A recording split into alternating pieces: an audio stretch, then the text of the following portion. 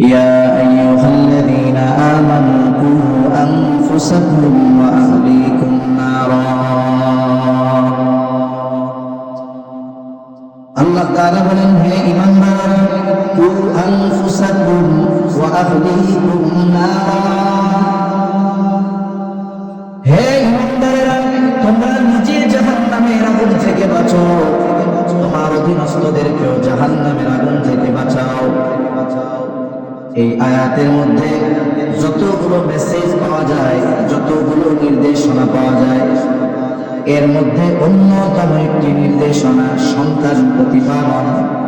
ঈমানদারদেরকে উদ্দেশ্য করে আল্লাহ তাআলা বলেন, হে ঈমানদারেরা, নিজে জাহান্নামের আগুন থেকে বাঁচো, অধীনস্থদেরকে জাহান্নামের আগুন থেকে বাঁচাও। কেমন করে জাহান্নামের আগুন থেকে বাঁচতে হবে?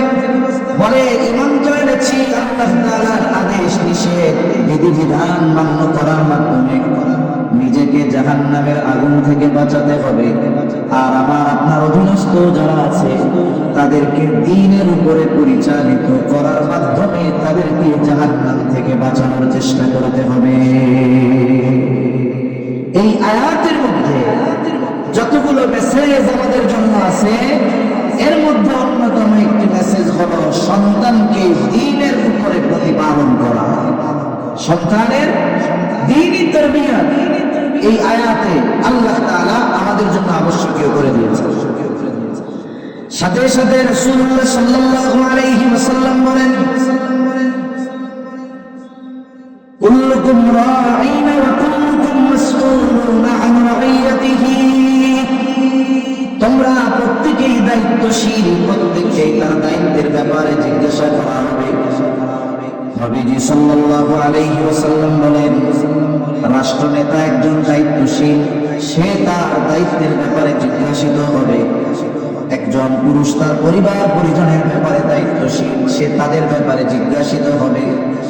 এক কথায়, আমার আপনার অধীনে যারা আছে, আমার আপনার অধীনস্থ যারা আছে, তাদের প্রত্যেকের ব্যাপারে কিয়ামতের ময়দানে যার সামনে আমাকে আপনাকে জবাবদিহিতার কাঠগড়ায় দাঁড়াতে হবে, তিনি কে? এই যে অধীনস্থদের মধ্যে অন্যতম সন্তান, এই সন্তানের ব্যাপারে আল্লাহ কিয়ামতে আমাকে জিজ্ঞাসা করবে, আমাদেরকে জিজ্ঞাসা করবে, সন্তানের দিন শিখাইছি না? যদি সেই দিন আমি আপনি দুনিয়ায় সন্তানকে ইসলামী তারবিয়াতের আলোকে, ইসলামের আলোকে তাকে প্রতিপালন না করে থাকি, দ্বীনের উপরে যদি তাকে আমি আপনি প্রতিপালন না করে থাকি, সেই দিন যেই সন্তানকে আপনি শহরের সবচেয়ে দামি স্কুলে পড়িয়েছেন, যেই সন্তানকে আপনি আপনার সবচেয়ে দামি পোশাকগুলো কিনে দিয়েছেন, ওই সন্তান দুনিয়ার বুকে তাকে দ্বীনি তারবিয়ত না দেওয়ার কারণে কিয়ামতের দিন আপনার আমার দিকে অভিযোগের আঙ্গুল তুলবে। কি বলবে? রব্বানা ইন্না আতা'না সাদাতানা ওয়া কুবারানা ফাআদাল্লুনা আস-সাবিলা রব্বানা আতিহিম দি'ফাইনি মিনাল আযাবি ওয়াল'আনহুম লা'নান কাবীরা। ওই দিন হয়তো ওই হতভাগা পিতার সন্তান তার বাবার ব্যাপারে আল্লাহ তাআলার কাছে অভিযোগ করে বলবে, ও আমার রব, ইন্না আতা'না সাদাতানা ওয়া কুবারানা, আমরা আমাদের নেতাদের অনুসরণ করেছি, বড়দের অনুগত করেছি, আজকে যে আমাদের এই পরিণতি, এর জন্য তো আমি দায়ী না। সন্তান হয়তো পিতার ব্যাপারে বলবে, আল্লাহ, আজকে আমি জাহান্নামী হওয়ার কারণে আমার পিতা দায়ী। কর্মী হয়তো বলবে, জাহান্নামী হওয়ার কারণে আমার নেতা দায়ী। এইবার তারা আল্লাহ তাআলার কাছে আরেকটু তাদের ব্যাপারে বলবে, রব্বানা আতিহিম দি'ফাইনি মিনাল আযাব। ও রব, যেহেতু আমাদের এই করুণ পরিণতির জন্য দায়ী তারা, সুতরাং আপনি তাদের আযাব দ্বিগুণ করে দেন। একথা কিয়ামতের দিন সন্তান তার বাবার ব্যাপারে কার কাছে বলবে? জোরে বলেন। যদি আমি আপনি সন্তানকে দ্বীনের উপরে করে না, আশা করি এতটুকু কথার দ্বারা আপনারা অনুধাবন করতে পেরেছেন যে ইসলামের আলোকে সন্তান লালন পালন করা ওই পিতার জন্য, মুমিন পিতার জন্য আবশ্যকীয় এক কর্তব্য, ঠিক কিনা বলেন? এটা ফরজ করতে হবে। এখন আসেন, সন্তানের তরবিয়ত তথা এই প্রতিপালন প্রক্রিয়া শুরু হবে কোথা থেকে? এখন এই বাংলাদেশে অনলাইনে অনেক কোর্স আছে, সেখানে প্যারেন্টিং শিক্ষা দেওয়া হয়। প্যারেন্টিং মানে প্রতিপালন, সন্তান লালন পালন, যে আপনার অবাধ্য সন্তানকে আপনি কিভাবে কথা শোনাবেন, আপনার সন্তান মাদকাসক্ত, একে আপনি কিভাবে পথে আনবেন, এরকম কোর্স আছে, অনলাইন অফলাইনে কোর্স আছে। এবং এই কোর্সগুলো হাই ডিমান্ডের কোর্স। এক একটা কোর্স 30, 40, 50,000 টাকা খরচ করে কোর্স করা লাগে, সন্তান লালন পালন শেখা লাগে। অথচ ইসলাম সন্তান লালন পালন আমাদেরকে কোরআন সুন্নাহর আলোকে শিক্ষা দিয়েছে। জাগতিক থিঙ্ক হলো, জাগতিক চিন্তা হলো, সন্তান দুনিয়ায় আসার পরে সন্তানের তরবিয়ত শুরু হবে, এটা হলো জাগতিক চিন্তা। কিন্তু ইসলাম সন্তান তরবিয়ত শুরু করার নির্দেশনা দিয়েছে সন্তান দুনিয়ায় আসার আগে। তাহলে ইসলামের আলোকে সন্তান প্রতিপালন শুরু হয় সন্তান দুনিয়ায় আসার পর না আগে? জুড়ে বলেন। এখন এই তরবিয়ত শুরু হয় কোথা থেকে? সন্তানের তরবিয়ত সন্তান জন্মের বহু আগে থেকে। একটা লোক বিবাহ করার আগে থেকে সন্তানের তরবিয়ত শুরু হয়। কেন? কারণ স্বাভাবিক থিঙ্ক হলো এটা, প্রত্যেকটা সন্তানের উপরে তার মায়ের একটা প্রভাব থাকে, এটাই বাস্তব। কারণ প্রত্যেকটা সন্তানের প্রথম শিক্ষার জায়গা হলো তার মা। এই যে আমরা বাংলায় কথা বলি, বলেন তো এটা আমাদের কি ভাষা? জোরে বলেন, কি ভাষা? এখন বাচ্চারে কি শুধু তার মা কথা শিখাইছে নাকি? আমরাও তো শিখাইছি, ঠিক কিনা? পিতৃভাষা কেন বলে না? বলে সন্তান মূলত কথাগুলো শিখে তার মায়ের জবান থেকে, তার মার থেকে শুনে শুনে কথা শিখে।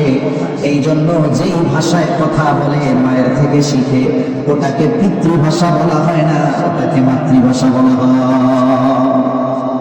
মায়ের থেকে কথা শিখে, আচার আচরণ, আখলাক সবকিছু তার মায়ের থেকে সন্তানের মধ্যে আসে, এটা স্বাভাবিক এক প্রক্রিয়া। এজন্য ইসলাম বিবাহ থেকে সন্তান তরবিয়তের প্রস্তুতি নিতে বলেছে। কারণ সন্তান মায়ের গর্ভে অবস্থান করবে, মার থেকে তার মূল তরবিয়ত শুরু হবে। এই জন্য রাসূলুল্লাহ সাল্লাল্লাহু আলাইহি ওয়াসাল্লাম বলেন, তুনকাহুল মারআতু লিআরবাঈন, চারটি জিনিস দেখে, চারটি গুণের কারণে বিবাহ করা হয়। নারীদেরকে মানুষ চারটি গুণ দেখে বিবাহ করে। এক নাম্বার লিমালিহা, দেখে যে ওই মহিলা বা ওই মেয়ের মাল কত আছে, টাকা পয়সা কত আছে, সে ধনী কিনা এটা দেখে। এরপরে দেখে ওয়ালি হাসাবিহা, দেখা হয় যে তার বংশ কেমন, নসল কেমন, উচ্চ বংশীয় কিনা। এরপরে দেখা হয় তার সৌন্দর্য, জামালিহা, তার সৌন্দর্য কেমন। এরপরে 4 নম্বরে নবী সাল্লাল্লাহু আলাইহি ওয়াসাল্লাম বলেন ওয়ালিদীনিহা, তবে দ্বীনের ব্যাপারে নবীজি বলেন ফাযফার বিযাতিদ্দীন, তোমরা দ্বীনকে প্রাধান্য দাও। কারণ বাকি 3টা যদি কোনো নারীর মধ্যে থাকে, তার মধ্যে যদি দ্বীন না থাকে, তাহলে প্রকৃতপক্ষে উত্তম চরিত্রবান মহিলা সে হতে পারে না।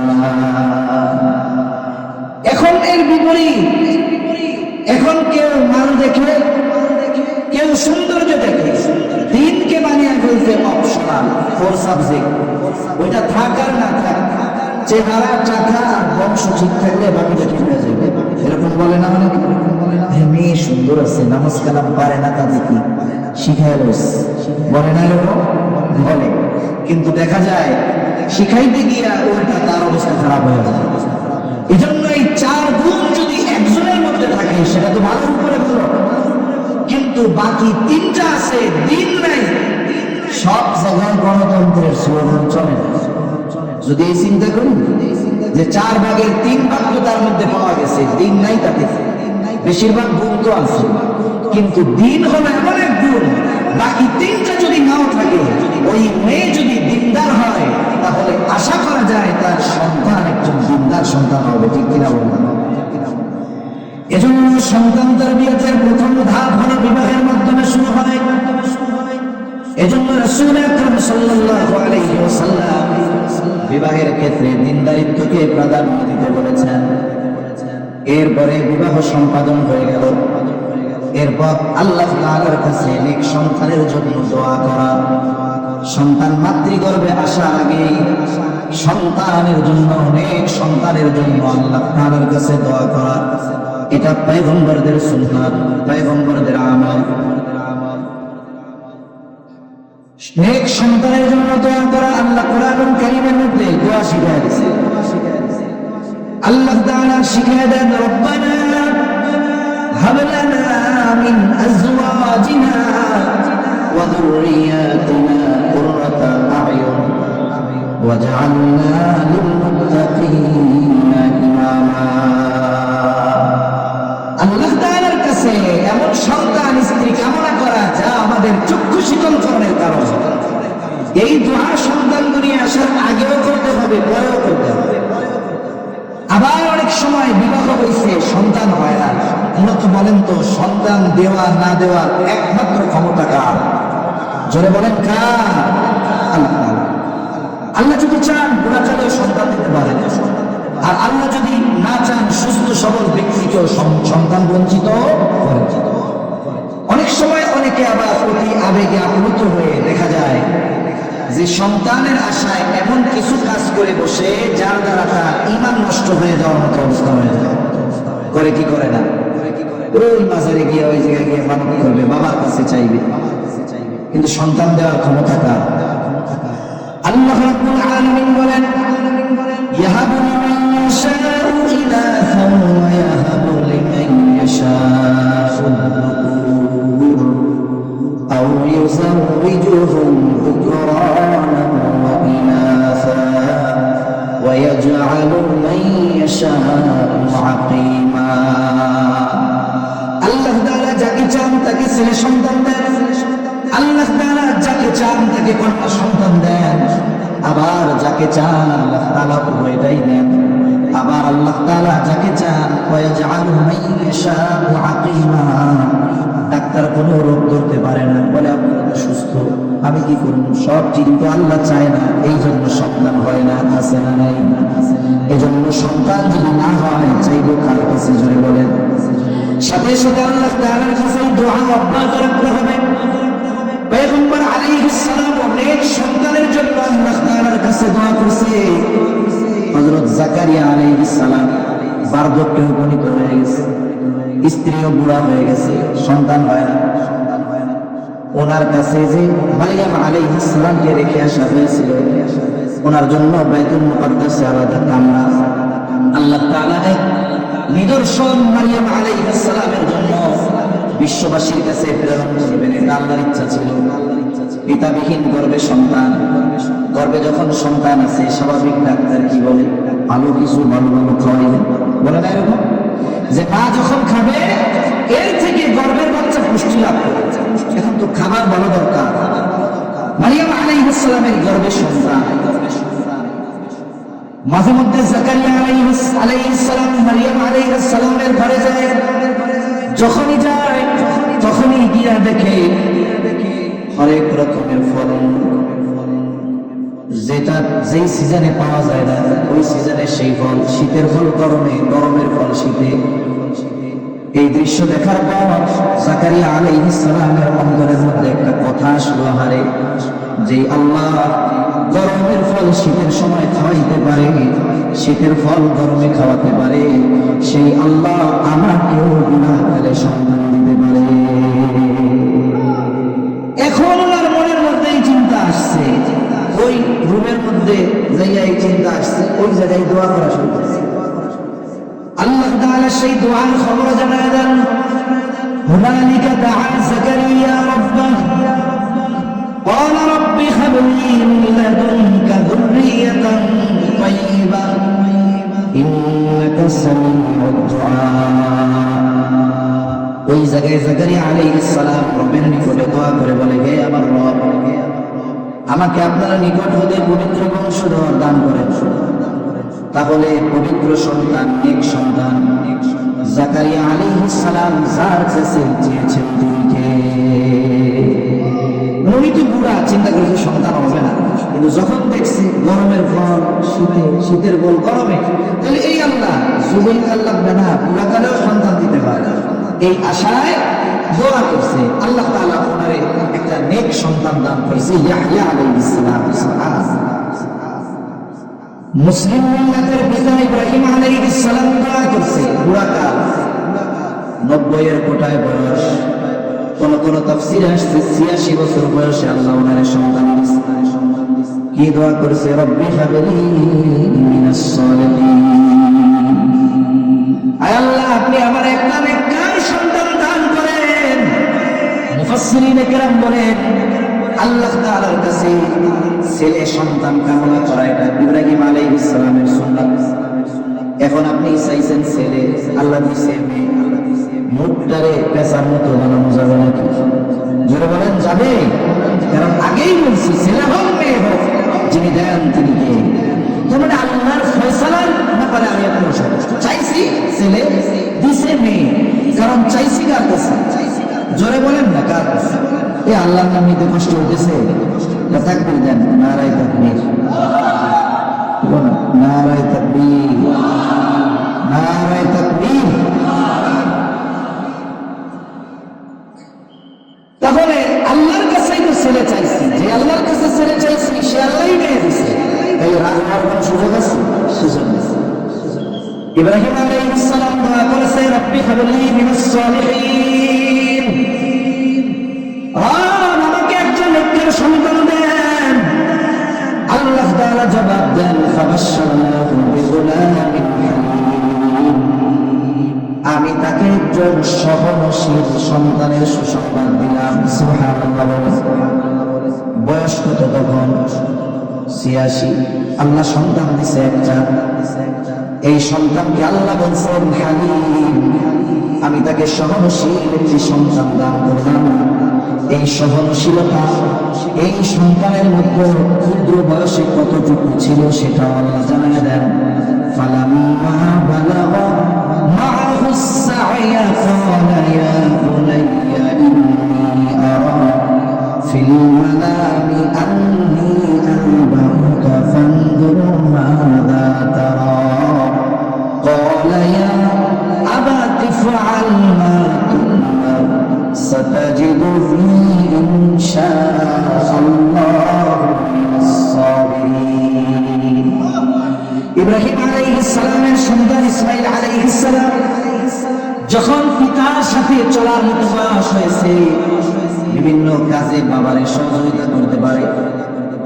একটা বাচ্চা যখন একেবারে সদ্য ভূমিষ্ঠ দুধের শিশু হয়, দুধের শিশু বলে এর প্রতি যতটুকু মায়া, বাচ্চাটার যখন 2-3 বছর বয়স হয়ে যায়, সাথে সাথে চলে, গাড়ির উপরে চলে, কোলে নিয়ে চলা যায়, একটু পরপর খালি আব্বু আব্বু করে বলে। ওই দুগ্ধপোষ্য শিশুর চাইতে হাত ধরে চলে, আব্বু আব্বু ডাকে।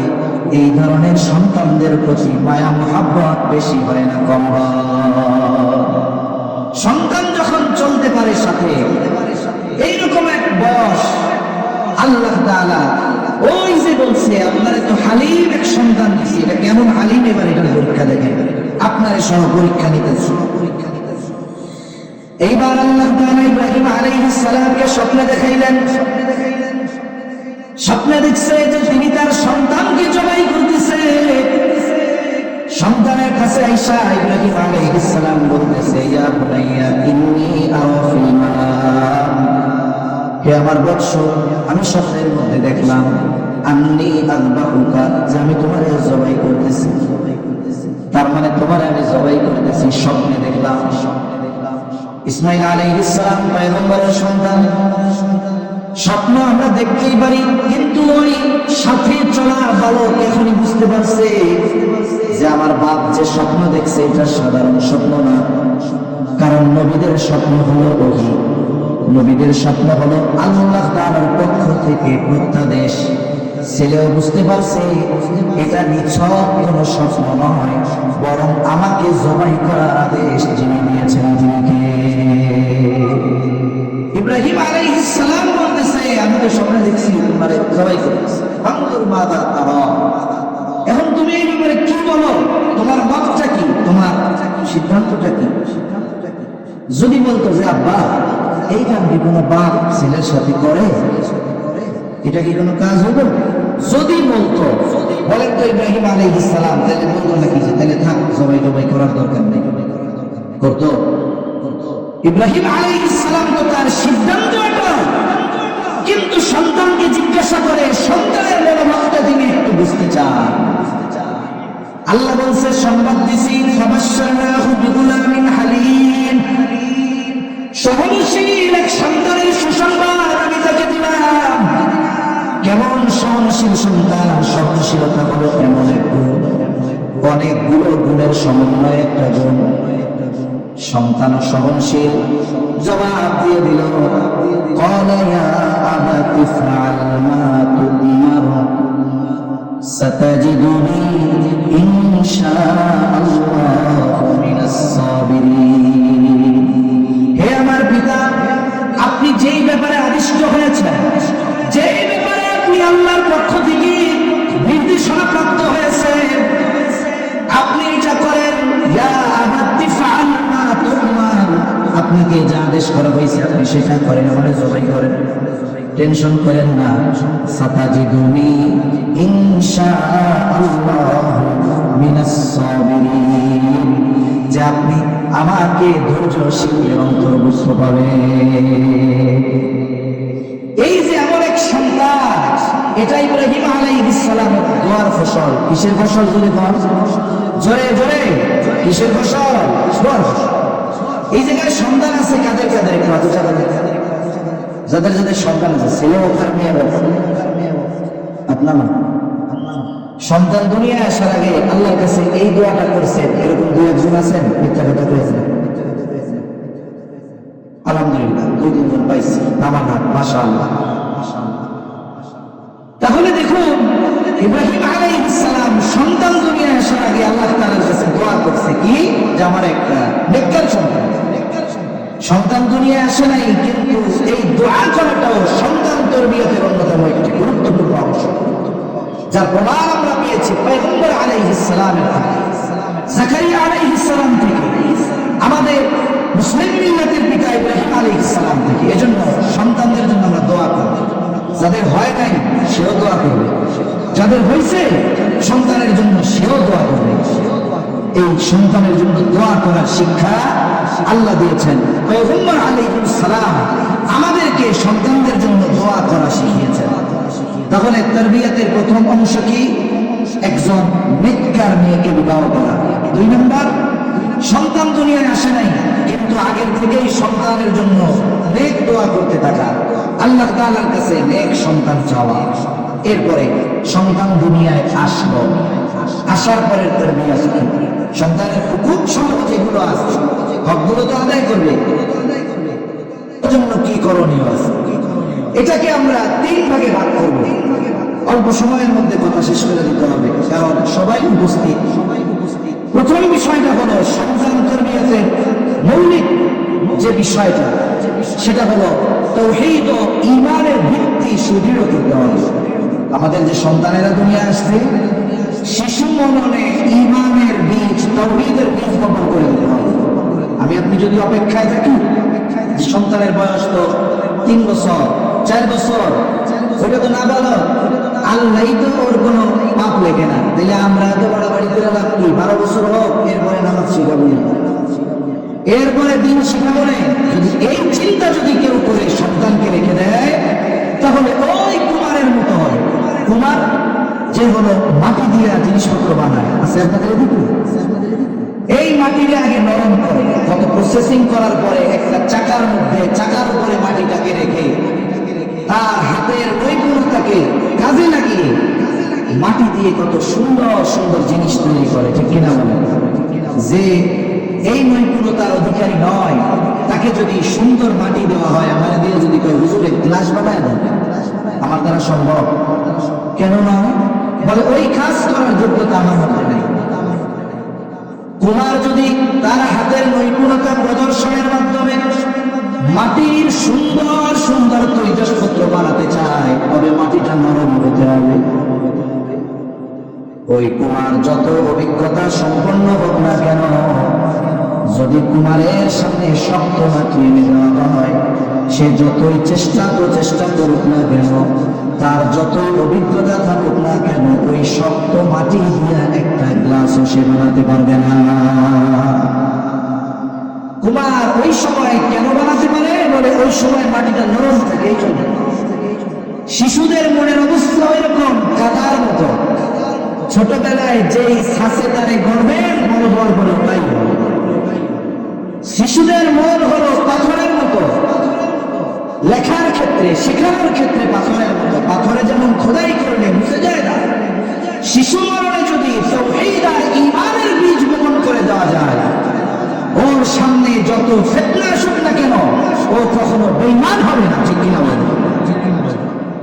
এজন্যই তো হযরত লুকমান আলাইহিস সালাম, দাউদ আলাইহিস সালাম নবুয়তি পাওয়ার আগের মানুষ। হযরত লুকমান তিনি নবী ছিলেন না, অথচ হযরত লুকমানের সন্তানদেরকে করা নসিহতগুলো আল্লাহ তাআলার কাছে কত পছন্দনীয় হয়েছে যে আল্লাহ তাআলা হযরত লুকমানের সন্তানদেরকে করা নসিহতগুলো উম্মতে মুহাম্মাদীর জন্য ওহী কইরা নাযিল করেছেন। শুধু তাই না, হযরত লুকমানের নামে একটা সূরা আছে, ওই সূরার মধ্যে হযরত লুকমানের সন্তানদেরকে করা নসিহতগুলো আমাদের জন্য আল্লাহ তাআলা কোরআনুল কারীমের মধ্যে নাযিল করেছে। কেন করছে এটা? কারণ হযরত লুকমান তার সন্তানদের যে তারবিয়ত দিয়েছে, এই তারবিয়তের প্রথমটাই তাওহীদ আর ঈমানের তারবিয়ত।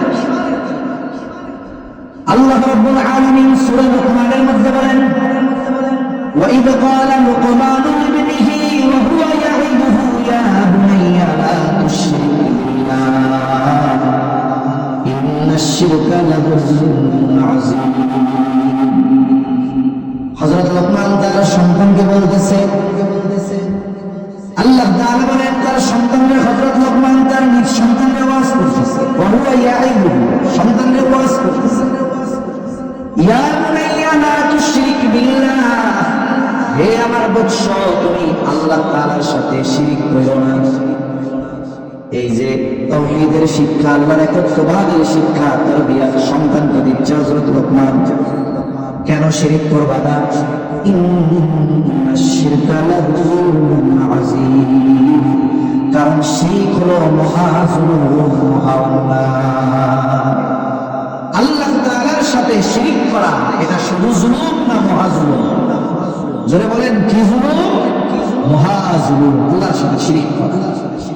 যেহেতু কথার প্রসঙ্গে আসলে তাই একটু বলি যে একটা হলো জুলুম আর একটা হলো মহাজুলুম। মানুষের উপরে যে অন্যায় করে এটা সাধারণ জুলুম, শক্তিশালী দুর্বলের উপরে যে জুলুম করে এটা সাধারণ জুলুম। তার মানে সবল কর্তৃক দুর্বলের যে অধিকার নষ্ট করা এটা হলো শুধু জুলুম, আর মহাজুলুম হলো দুর্বল কর্তৃক সবলের হক নষ্ট করা। মনে করেন কেউ যদি আমার আপনার আইসা এখন বলে, এই হুজুর একটা গুরুত্বপূর্ণ ঘটনা ঘটে গেছে, কি হয়েছে? এখন সে বলতেছে, ওই যে ফায়ার সার্ভিসের সামনে একটা হাতি ছাগলকে পাড়া দিয়ে মেরে ফেলছে। বলেন তো এটা কি কোনো গুরুত্বপূর্ণ ঘটনা হলো নাকি? এটা তো স্বাভাবিক বিষয়, ঠিক কিনা? ছাগল যদি হাতির পাত্তনে পড়ে ওটা তো ভালো হত্যা হয়ে যায়।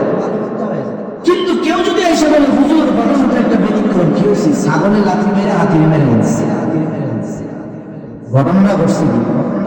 লাথি মারছে ছাগল, তাহলে মরে গেছে হাতি, তাহলে এটা হলো মহা আশ্চর্য এক ঘটনা। হাতি যদি ছাগলকে মারে এটা স্বাভাবিক করে, সবল যখন দুর্বলের হক নষ্ট করে বলে এটা স্বাভাবিক জুলুম, সেটা হয়। কিন্তু দুর্বল যখন সবলের হক নষ্ট করে তখন এটা মহাজুলুম হয়। আল্লাহ হলেন মহা সবল, মহা পরাক্রমশালী, ওর সাথে আমাদের দুর্বলতা কম্পেয়ার করার কোনো সুযোগ নেই। অথচ আমরা এত ক্ষুদ্র নগণ্য হয়ে শিরক করার মাধ্যমে জুলুম করি কার উপরে? আল্লাহর হক নষ্ট করি। কারণ হকের কথা, হকের কথাও কোরআন হাদিসে আসছে। আল্লাহর হক হলো ওয়া'বুদুল্লাহ ওয়া লা তুশরিকু বিহি শাইআ। আল্লাহর হক হলো তার ইবাদত করা, তার সাথে শিরক না করা। এই জন্য কোন ব্যক্তি যখন আল্লাহ তাআলার সাথে শিরক করে, বলেন তো সে মহা শুধু অন্যায় করে নাকি মহা অন্যায় করে? সন্তানকে এই যে তাওহীদ ঈমানের একত্ববাদের শিক্ষা দিতে হবে। আমার সন্তান, আল্লাহর সাথে শিরক করা যাবে না। আল্লাহ এক, আল্লাহ একক, তার সমকক্ষ গোটা সৃষ্টি জগতে কেউ নেই। সন্তানকে শেখাবেন। এখন কথা হইল, একেবারে 3 বছরের বাচ্চারা কিভাবে শেখাবো? বাচ্চা যখন একটু বড় হয়, আধুনিক জামানায়, তখন একটু মোবাইলের আকর্ষণ আসে, কিন্তু যখন 3-4 বছর বয়স থাকে তখন সে গল্প শুনতে চায়, ঠিক কিনা বলেন? আমরা বাচ্চাদেরকে গল্প শোনাই, কবিতা শোনাই। কি গল্প, কি কবিতা? বলে হাট্টিমা টিম টিম, তারা মাঠে পাড়ে ডিম, তাদের খাড়া 2টা শিং, তারা হাট্টিমা টিম টিম। আচ্ছা, এই জায়গায় কি 2-1 আছেন নাকি এই হাট্টিমা টিম টিম গুলারে দেখছেন? আছেন? সারা দুনিয়ায় একজনকেও খুঁজে পাওয়া যাবে না। তাহলে এই শিশু মননে ঈমান আর তাওহীদের বীজ কোথায়? আমরা তো শিশু হৃদয়ে মিথ্যার বীজ বপন করে দিচ্ছি। এজন্য তাদেরকে আমরা আল্লাহর সৃষ্টির গল্প শোনাচ্ছি।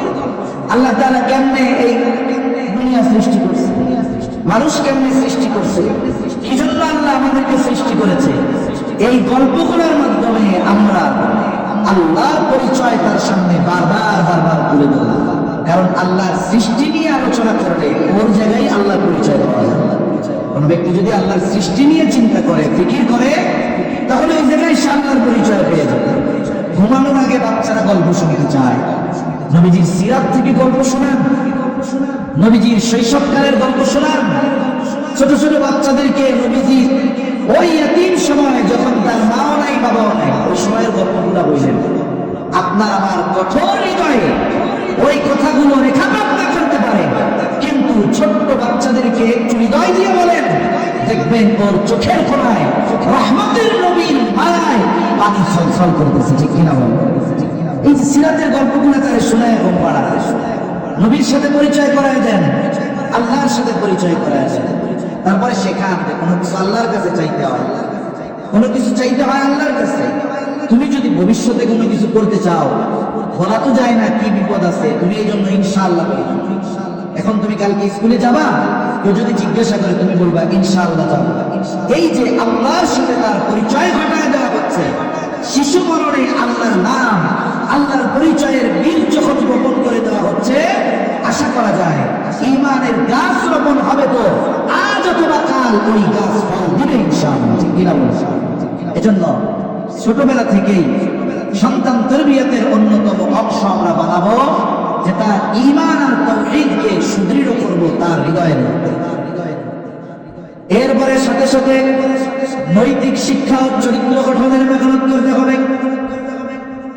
আপনি আমি কোনো শিশুকে আঘাত করে পিটিয়ে শাস্তি দিয়ে কোনো কিছু শেখাতে পারবো না।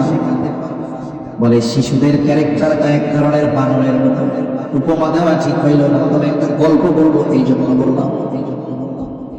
বানর মানুষের থেকে দেখে দেখে শিখে। এক লোক একটা গাছে দেখছে লেবু, লেবু গাছটার চারদিকে পানি, মধ্যে লেবু গাছ, লাঠি দিয়েও লেবু পড়া সম্ভব না, গাছের মধ্যে বানর মারা, গিয়াও লেবু পড়া সম্ভব নয়। এক বুদ্ধিমান লোক করছে, লেবু পড়া লাগবে না, ওটা দিয়ে পড়া কেমনে? এইবার হাতে ঢিল ছিল, সে বানরের দিকে নিক্ষেপ করেছে। বানর চিন্তা করছে এটা তো ফজিলতের কাজ, কি করা যায়, আমার কাছে তো ঢিল বিল নাই, লেবু ছিঁড়া ওর দিকে মারতেছে। তাহলে দেখুন, বানর এই নিক্ষেপ করার কাজটা নিজ বুদ্ধিতে শিখে নাই, বরং সে দেখে দেখে শিখছে। এজন্য আমি আপনি সন্তানকে যেমন চাই আমাকে তেমন করতে হবে। এজন্য দেখবেন বিড়িখোর বাপের পোলা, ও প্যান্ট পরা শেখার আগে বিড়ি খাওয়া শোনা যায়, আছে না নাই বলেন? আমাদের এলাকায় এক হাপুর হাঁটে, এখনো ভালো মতো হাঁটতে পারে না, সাইডে ওর বাবা সিগারেট খেয়ে ফলায় রাখছে। এখন পোলা দেখছে ওইটা বাপ তো উঠে গেছে, ছোট বাচ্চা হামাগুড়ি দিয়ে দিয়া ও দুইটা এরকম মারতেছে। চিন্তা করছে আব্বা এই আমল করছে, এটা তো অনেক ফজিলতের আমল, এটা বাদ দেওয়া যাবে না। এই যে বাচ্চাটা যে শিখলো কার কাছ থেকে? এজন্য যদি সন্তানের চরিত্রকে আমরা উত্তম চরিত্রে পরিণত করতে চাই, সন্তানের মধ্যে সত্যবাদিতা, আমানতকারিতা, ন্যায়পরায়ণতা প্রবেশ করাতে চাই, ওই গুণগুলাতে প্রথমে আমাকে আপনাকে গুণান্বিত হতে হবে। আমি আপনি যদি নৈতিকতার গুণে গুণান্বিত হয়ে যাই, আশা করা যায় আমার আপনার ধৈর্য, বিনয়, আচার আচরণ, আমানতকারিতা দেখে দেখে সন্তান এগুলো শিখবে। আমি যদি সন্তানের সাথে মিথ্যা কথা বলি, ও মিথ্যা কথা শিখবে, এটা স্বাভাবিক বিষয়। ছোট বাচ্চার সাথেও মিথ্যা কথা বলা জায়েজ নাই। রাসূল আকরাম সাল্লাল্লাহু আলাইহি ওয়াসাল্লামের কাছে একজন মহিলা আসছে, মহিলা সাথে ছোট বাচ্চা। বাচ্চারা এক জায়গায় যখন অনেকজন হয়, একটু যদি খেলাধুলায় জড়ায় যায় তখন আর বাপ মার কাছে আসতে যায়। বাচ্চাটা মহিলার থেকে দূরে চলে গেছে, মহিলা বাড়িতে ফিরবে, বারবার বাচ্চাটাকে ডাকতেছে যে আমার কাছে আসো, আসে না। এইবার মহিলা হাতের মুঠ পাকায়া, হাতের মুষ্টিবদ্ধ করে সন্তানের দিকে ইশারা করতেছে, এদিকে আসো, তার মানে আমার কাছে যদি আসো তোমার মজা দিন। ছোট বাচ্চা দৌড় দিয়ে চলে আসছে। এবার হাতের মুঠ খুলে মহিলা ওই বাচ্চার হাতের মধ্যে একটা খেজুর দিয়ে দিছে। রহমতের নবী এই দৃশ্য দেখলেন। এবার মহিলাকে উদ্দেশ্য করে নবীজি সাল্লাল্লাহু আলাইহি ওয়াসাল্লাম বলেছে, মহিলা শোনো, তুমি যদি এই বাচ্চার হাতে কোনো কিছু না দিতা তাহলে অবশ্যই তুমি মিথ্যাবাদী বলে গণ্য হয়ে যেতা। এইরকম আচার আচরণের মাধ্যমে আমরা বাচ্চাদেরকে মিথ্যা শিখাই। অনেক সময় আমরা মিথ্যা বলতে তাদের উদ্বুদ্ধ করি। স্কুলে আসে নাই, মাদ্রাসায় আসে নাই, পরের দিন আসতে চাই না, ভয় পায়। এখন মা শিখাই দিছে যে বলবা যে তুমি কালকে অসুস্থ ছিল, তোমার পেটে ব্যথা ছিল। এখন ছোট বাচ্চা স্কুলে আসছে, শিক্ষক ডাক দিচ্ছে, এদিকে আসো, কি ব্যাপার, তুমি কালকে স্কুলে আসো নাই কেন? এত ভয় পাইতেছে, আমার পেটে ব্যথা ছিল। হুজুরও চালাক, শিক্ষকও চালাক। তোমার যে পেটে ব্যথা ছিল তোমার কে কইছে? হুজুর আমার আম্মু বলছে, হুজুর আমার পেটে ব্যথা ছিল। এই যে মিথ্যার বীজ মজার ছলে আমরা বাচ্চাদের হৃদয়ে বপন করে দিচ্ছি, এটা কখনোই আমাদের জন্য সমুচিত নয়। এজন্য বাচ্চার নীতি নৈতিকতা এগুলোর ব্যাপারে আমাদেরকে সতর্ক হতে হবে। আমরা যদি নীতি নৈতিকতার ব্যাপারে সতর্ক হই তাহলে বাচ্চারা শিখবে। এই যে দেখেন, নৈতিকতার একটি আমল হলো সালাম প্রদান করা, সালাম দেওয়া। ছোটরা বড়দের সালাম দেবে, এটা নিয়ম করেন। বাপকে সন্তান সালাম দিবে। এখন কথা হলো জামানা তো এমন পিটাইয়াও সালাম দেওয়ানো যায় না। আমরা ছোটদের কাছ থেকে সালাম আশা করি, কিন্তু এই ছোটরা যে আমাদেরকে সালাম দিবে সেটা শেখাতে হবে কাদের? আমাদের। তাদের এই তরবিয়ত দিতে হবে আমাদের। কেমনে? লাঠি দিয়ে পিটাইয়া? সবকিছু লাঠি দিয়ে হলো। মনে করেন মাদ্রাসার তালিবুল ইলম রাস্তা দিয়ে আইডা যাচ্ছে, মুরব্বি একজনের সামনে দিয়ে ড্যাং ড্যাং করে যাচ্ছে, সালাম দেয়। মুরব্বি রাগ হয়ে গেছে, মাদ্রাসায় পড়ে, মুরব্বিদের সালাম দেয় না, দাঁড়া তোর হুজুরের কাছে দিয়ে বিচার দিয়ে দেবে, তোর শিক্ষকের কাছে বিচার দিচ্ছে, সালাম দিলে আবার লাফায় লাফায় সামনে দিয়ে যাচ্ছে, বিচার দিচ্ছে শিক্ষকের কাছে। শিক্ষক ছাত্ররা ডাকছে, একটু শাসন করছে, মনে করেন একটু পিটানি দিছে। পিটানি কেন দিছে? ওই মুরব্বি সালাম না দেওয়ার পরে। এই যে সাজা দিল, পরের দিন দেখা বলে সালাম দিবে কি দিবে না? দিবে। আর মনে মনে বলবে, আল্লাহ এই বিলেটা মরে না কেন? ওই সালাম দেই নাই বিলা, আমার হুজুরের কাছে বিচার দিচ্ছে, আসসালামু আলাইকুম, আল্লাহ হুজুরে মরে দাঁড়াবে। আপনি সালাম পাইলেন কিন্তু দোয়া মূল কিন্তু ওইটা তাড়াতাড়ি মরে। কিন্তু যদি আমি আপনি এটা না করে ওই ছোট বাচ্চা লাফায় লাফায় যাচ্ছে, আমি যদি একটা হাসি দিয়া বলতাম আসসালামু আলাইকুম, একদিন, দুই দিন, তিন দিন, চতুর্থ দিন আপনি আমি রাস্তা দিয়ে যাব, বাচ্চাটাই মাঠের মধ্যে খেলা করবে, ওর নজরে যখন পড়বে ওই যে মুরব্বী হেঁটে হেঁটে যাচ্ছে, আমার 3 দিন সালাম দিচ্ছে, আমি দিতে পারি নাই, ও দৌড় দিয়া পেছন দিয়া জামা টান দিয়া হইলাম বলবে, দাদা আসসালামু আলাইকুম। ওই যে সালাম দিয়ে যে সালাম পাইলেন, বলেন তো দুই সালামের মধ্যে তফাৎ আছে না নাই?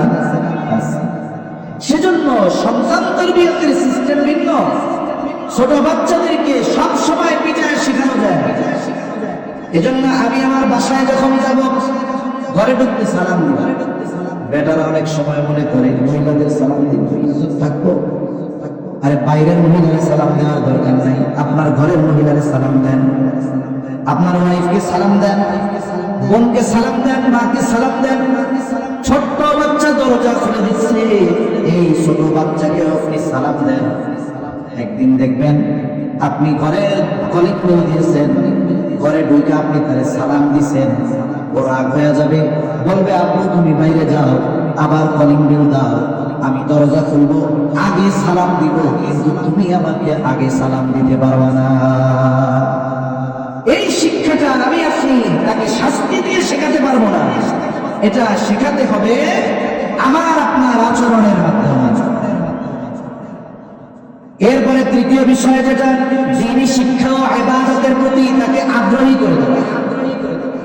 একটা হলো বয়স যখন হবে তখন সে আমল করবে, তবে মানুষ ওই কাজটাই করে যেই কাজের ব্যাপারে তার অন্তরে আগ্রহ পয়দা হয়।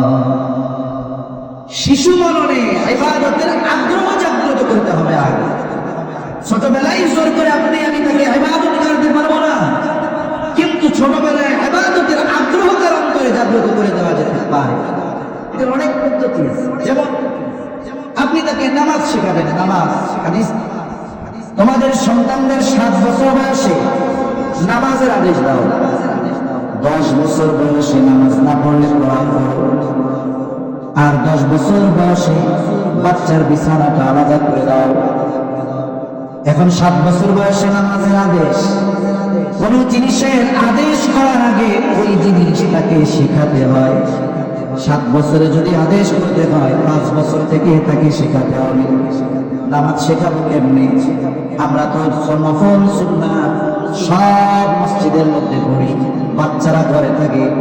এই জন্য যদি সম্ভব হয় নফল সুন্নাত নামাজগুলো ঘরে পড়া, কারণ মহিলারা ঘরের অভ্যন্তরে নামাজ পড়ে আর পুরুষেরা ঘরের আলো খোলামেলা জায়গায় নামাজ পড়ে।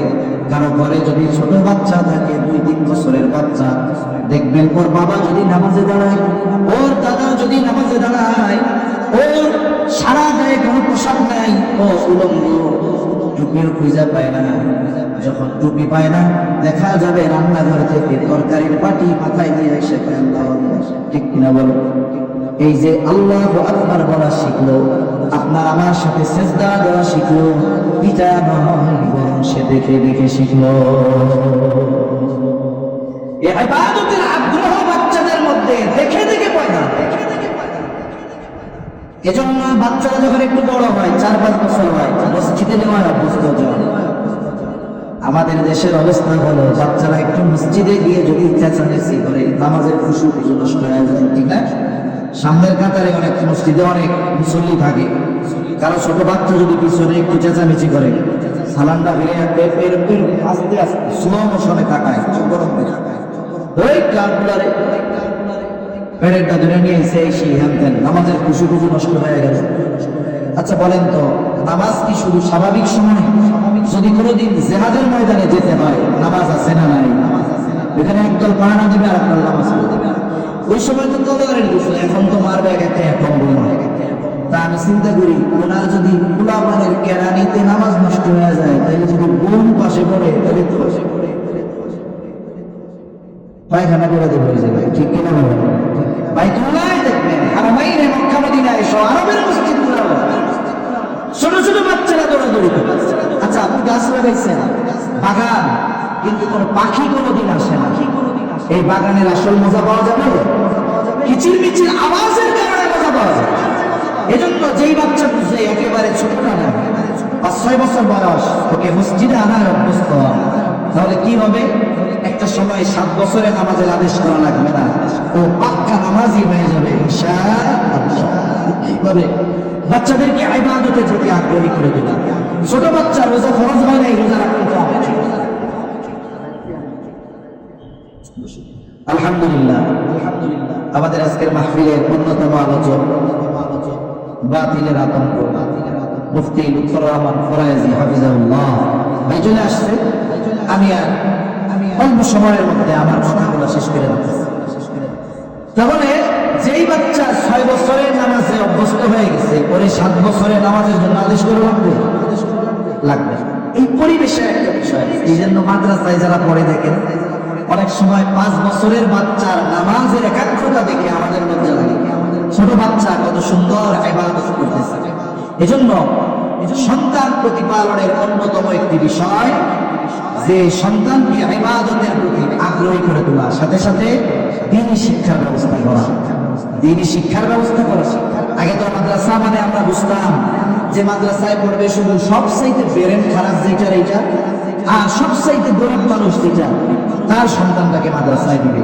কিন্তু পারিপার্শ্বিক পরিস্থিতি এই ধরনের এলিট শ্রেণীর মানুষের চোখ কান খুলে দিয়েছে যে আমি যতই সম্পদ উপার্জন করি না কেন, আমার সন্তানদেরকে যদি বাস্তবিক অর্থে ভালো মানুষে পরিণত না করতে পারি, অঢেল সম্পদের মালিক হওয়ার পরেও বার্ধক্যকালে আমার উপার্জিত, আমার বানানো ওই 10 তলা বাড়িতে আমার জায়গা হবে না। এজন্য দেখেন প্রাইভেট মাদ্রাসাগুলো গড়ে উঠতেছে। আমাদের নূরে মদিনা মাদ্রাসা, আমাদের বিপ্লবী ভাইয়ের মাদ্রাসা, কত সুন্দর। সব ধরনের, সব স্তরের মানুষেরা তাদের সন্তানদেরকে এখানে দ্বীন শেখার জন্য দিয়েছে। এজন্য সন্তান তরবিয়তের অন্যতম একটি ধারা হলো তাদেরকে আমলে আগ্রহী করার সাথে সাথে দ্বীন শিক্ষা দেওয়া। আমি 3টা পয়েন্ট বলেছি বাচ্চারা দুনিয়ায় আসার পরে তরবিয়ত, এর আগে 2টা বলেছি, মোট 5টা। মূল কথা, সন্তান তরবিয়ত এটা চলমান এক প্রক্রিয়া, সন্তান দুনিয়া আসলেই করতে হবে তা না।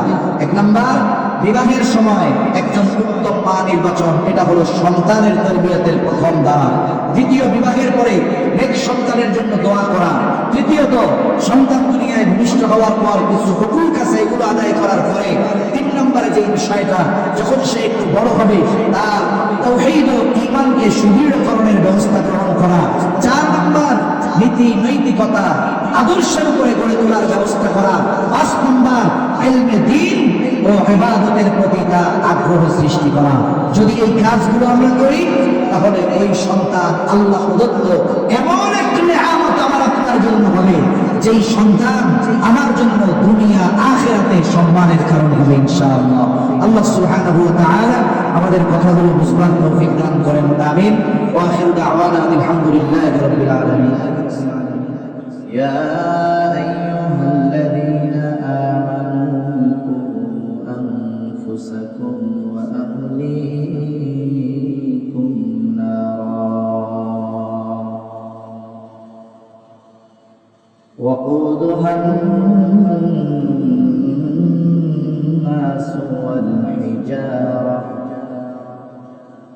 عليها ملائكة غلاظ شداد لا يعصون الله ما أمرهم ويفعلون ما يؤمرون. وقال رسول الله صلى الله عليه وسلم كلكم راعين وكلكم مسؤولون عن رعيته أو كما قال النبي صلى الله عليه وسلم صدق الله العلي العظيم وصدق رسوله النبي الكريم ونحن على ذلك من الشاهدين والشاكرين والحمد لله رب العالمين. سبحانك لا علم لنا إلا ما علمتنا إنك أنت العليم الحكيم. اللهم صل على محمد وعلى آل محمد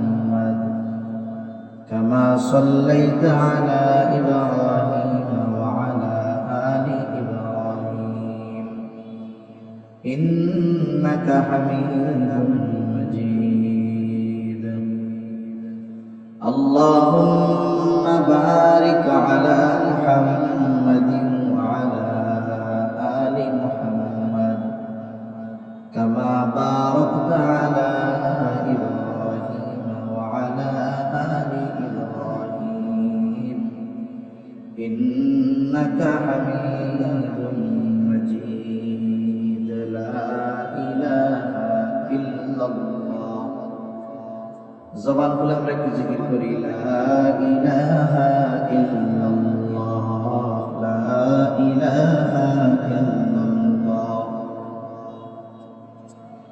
তো কাগজ আছে পোস্টার আছে লিফলেট না থাকলে থাকে লা ইলাহা ইল্লাল্লাহ লা ইলাহা ইল্লাল্লাহ আপনারা কি এই জিকির পারেন মানে মুখস্থ আছে কিন্তু পড়তে পারেন না তাই না এই সমস্যা এই কালিমা পড়লে গুনাহ হবে তাহলে একটু জবান খুলে এটা পড়েন না এটা তো একবার পড়তে পারলে মরার আগে যার শেষ কালিমা হবে লা ইলাহা ইল্লাল্লাহ দাখালাল জান্নাহ সে জান্নাতে প্রবেশ করবে যদি এখনই বাইসা থাকতে পড়ায় অভ্যাস না হয় তাহলে মরার আগে বোম্বাই না মুখ দিয়ে বের করা যাবে এই জন্য জবান খুলে পড়েন লা ইলাহা ইল্লাল্লাহ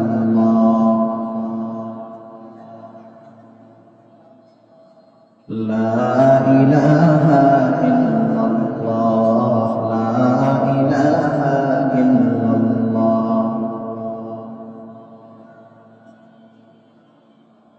লা ইলাহা ইল্লাল্লাহ মুহাম্মাদুর রাসূলুল্লাহ সাল্লাল্লাহু আলাইহি ওয়াসাল্লাম আলহামদুলিল্লাহ ঐতিহ্যবাহী রংপুর জেলার অন্তর্গত নূরে মদিনা মডেল মাদ্রাসার উদ্যোগে আয়োজিত আজকের এই ওয়াজ মাহফিলের সম্মানিত সভাপতি প্রধান অতিথি বিশেষ অতিথিবৃন্দ সহ সম্মানিত শ্রদ্ধেয় উলামায়ে কেরাম সামনে উপস্থিত মুরব্বিয়ানে কেরাম সমবয়সী যুবক বন্ধু স্নেহের ছোট ভাই মাইকের আওয়াজ যত দূরে যায় নিজ নিজ স্থানে অবস্থানরত সম্মানিত শ্রদ্ধেয় মা ও বোন আল্লাহ রাব্বুল আলামিনের দরবারে অগণিত শুকর যে মহান মালিক আমাদের হায়াতে বরকত দিয়ে সুস্থ রেখে এই প্রতিকূল আবহাওয়ার মধ্যেও নূরে মদিনা মডেল মাদ্রাসার সম্মানিত প্রিন্সিপাল সাহেব মাওলানা নেয়ামুল হক বিপ্লবী হাফিজাহুল্লাহ হযরতের সুদৃঢ় সিদ্ধান্তে বসার ব্যবস্থাপনা জমিনে পানি হয়ে যাওয়ার কারণে জমিনে বসার ব্যবস্থাপনা কঠিন হওয়া সত্ত্বেও চেয়ারের ব্যবস্থা করে সর্বোচ্চ প্রচেষ্টার মাধ্যমে কিছু দ্বীনি কথা বলবার শ্রবণ করবার যে আয়োজন তিনি করেছেন আল্লাহ তাআলা ওনাকে উত্তম প্রতিদান দান করেন বলি আমিন। সাথে সাথে আমরাও যারা আসতে পেরেছি বসতে পেরেছি কথা বলতে শুনতে পারতেছি মহান রবকে খুশি করার জন্য জবান থেকে একবার কালিমাতুশ শুকর পাঠ করি আলহামদুলিল্লাহ। অগণিত দুরূদ ও সালাম সাইয়্যিদুল আম্বিয়া আশরাফুল আম্বিয়া খাতামুল আম্বিয়া ইমামুল মুরসালিন রাহমাতুল লিল আলামিন মুহাম্মাদুর রাসূলুল্লাহ সাল্লাল্লাহু আলাইহি ওয়াসাল্লামের উপর আজকের মাহফিলের আমন্ত্রিত উলামা হযরত যারা আছেন বিশেষ করে বাংলাদেশ মুসলিম কাউন্সিলের সম্মানিত সভাপতি সুলতানুল ওয়াইজিন মাওলানা খালেদ সাইফুল্লাহ আইয়ুবী হাফিজাহুল্লাহ সহ সকলেই উপস্থিত আছেন। আমার আগেও আলোচনা হয়েছে, আমার পরেও রহমতে আলোচনা চলবে। মধ্যবর্তী এই সময় আমি আপনাদের খেদমতে কিছু দ্বীনি কথা বলবার লক্ষ্যে পবিত্র কোরআনুল কারীম থেকে একটা আয়াত ও রাসূল আকরাম সাল্লাল্লাহু আলাইহি ওয়াসাল্লামের অমৃত হাদিস থেকে একটা হাদিসের অংশ পাঠ করেছি। আল্লাহ তাআলার কাছে তৌফিক চাই, আল্লাহ তাআলা কিছু কথা বলার তৌফিক দেন যেগুলো আমাদের সবার দুনিয়া এবং আখিরাতের জন্য কল্যাণকর হয়। সকলে জবান খুলে বলি আমিন। সম্মানিত উপস্থিতি, আল্লাহ তাআলা এই দুনিয়াতে আমাদেরকে অজস্র অগণিত নিয়ামত দান করেছেন। জীবনের প্রতিটা ক্ষণে ক্ষণে আমরা আল্লাহ তাআলার নিয়ামত ভোগ করি। এটা বুঝি আর না বুঝি, মানি আর না মানি, প্রত্যেকটা মুহূর্তে আমরা নিয়ামত ভোগ করি কার? জবান খুলে বলেন আরো জোরে, কার? আল্লাহ তাআলা। এই দুনিয়াতে আল্লাহ তাআলা আমাদেরকে যে নিয়ামত গুলো দিয়েছেন, এই নিয়ামত গুলোর মধ্যে অন্যতম দামি এক নিয়ামত হলো সন্তান। যাদের সন্তান আছে তো আছে, যাদের এখন নাই আল্লাহ চাইলে ভবিষ্যতে হবে, ঠিক কিনা বলেন? যারা এই নিয়ামত পেয়ে গেছে তো তারা পেয়ে গেছে, যারা পায় নাই তারা ভবিষ্যতে পাবে। আল্লাহ তাআলা যখন নিয়ামত দেন, নিয়ামত পাওয়ার পরে বান্দার কাজ কি? নিয়ামতের শুকরিয়া আদায় করা। নিয়ামতের শুকরিয়া অনেকগুলো ধরনের হতে পারে, অনেক ধরনের নিয়ামতের শুকরিয়া হয়। জবানের শুকরিয়া হয়, অনেক সময় নিয়ামতের শুকরিয়া জবান দিয়ে আদায় করলে আদায় হয়ে যায়। অনেক সময় অর্থ দিয়ে নিয়ামতের শুকরিয়া আদায় করতে হয়। অনেক সময় ইবাদতের মাধ্যমে নিয়ামতের শুকরিয়া আদায় করতে হয়। তার মানে নিয়ামত যেমন, ওই নিয়ামতের শুকরিয়া আদায়ের পদ্ধতি তেমন। যেহেতু আমরা এখানে যারা আছি, এই নিয়ামত যাদের আছে তো আলহামদুলিল্লাহ, যাদের নাই আল্লাহ চাইলে ভবিষ্যতে হবে। সুতরাং এই নিয়ামতটা যেন আমার দুনিয়া আখিরাতে কাজে লাগে, এই জন্য যে আলোচনাটা করার ইচ্ছা পেশ করেছি, আমরা খেয়াল দিয়ে শুনবো। যাদের ওই আলোচনা এখন কাজে লাগবে তো লাগবে, আর যাদের না লাগবে ভবিষ্যতের জন্য ওটাকে স্মরণ রাখবো ইনশাআল্লাহ।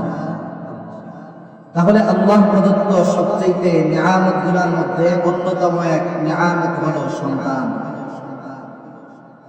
এটা মানব জীবনের শ্রেষ্ঠ আমানত গুলার মধ্যে অন্যতম একটি আমানত।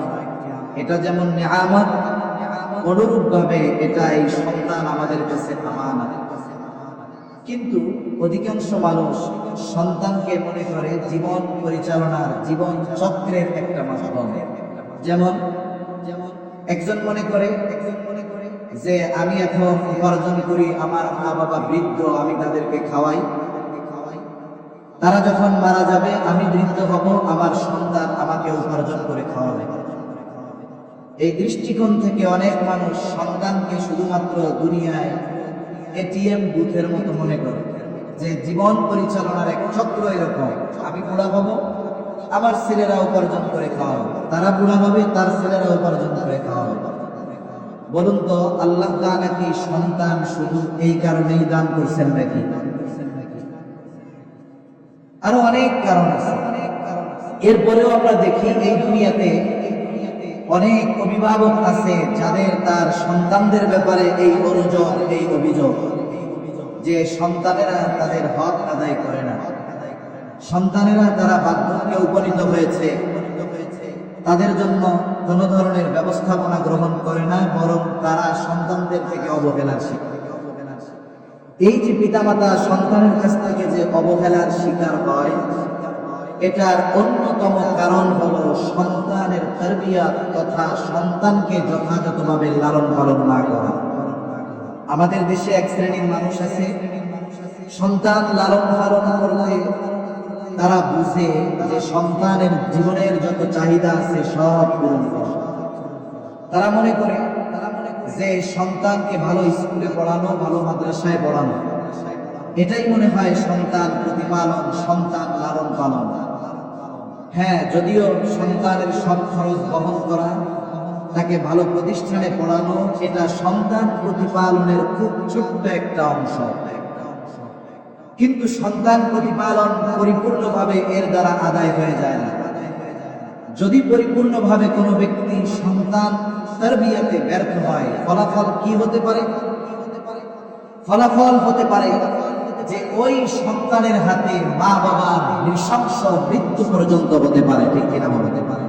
এক সময় তো আমরা মনে করতাম যারা জেনারেল শিক্ষিত মানুষ এদের ঘরেই মনে হয় সন্তান যথাযথভাবে প্রতিপালন হয় না বিধায় ওই যে ঐশীর মতো সন্তান জন্ম নেয় আর মাদকাসক্ত হয়ে ওই কন্যার দ্বারা মা বাবা হত্যা হয়েছে, এটা আমরা এক সময় মনে করতাম।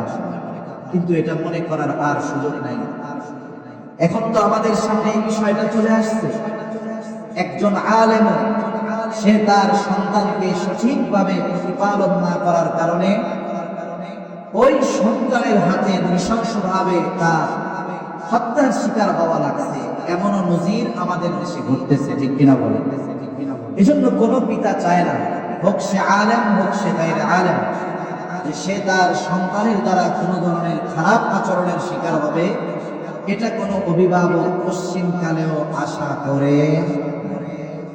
এখন আমরাও যদি এই আশা করি যে আমাদের সন্তান ভালো হবে, আমাদের সাথে সদাচরণ করবে, ভালো ব্যবহার করবে, তাহলে আমাদেরকে ইসলামের আলোকে সন্তান লালন পালনের যেই পদ্ধতি ইসলাম শিখিয়ে দিয়েছে এই পদ্ধতিতে সন্তান প্রতিপালন করতে হবে। তাহলে আশা করা যায় এই সন্তানেরাই আগামী প্রজন্ম।